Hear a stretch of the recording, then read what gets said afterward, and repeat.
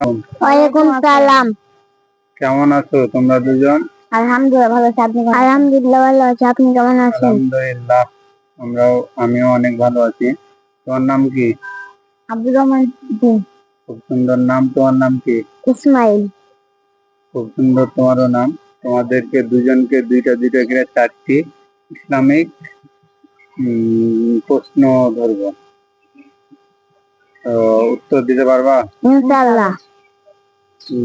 Abdur Rahman gym, তোমাকে ধরছে, কিয়ামতের দিন সর্বফার্স্টে আল্লাহ তাআলা কিসের হিসাব নেবে? নামাজে।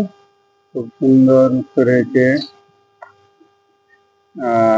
ইসমাইল, তোমাকে বলছে কি ফেরওয়ানের স্ত্রীর নাম কি? আসিয়া। মাশাআল্লাহ, তোমারটা অনেক সুন্দর হয়েছে। দ্বিতীয় নম্বর প্রশ্ন হলো,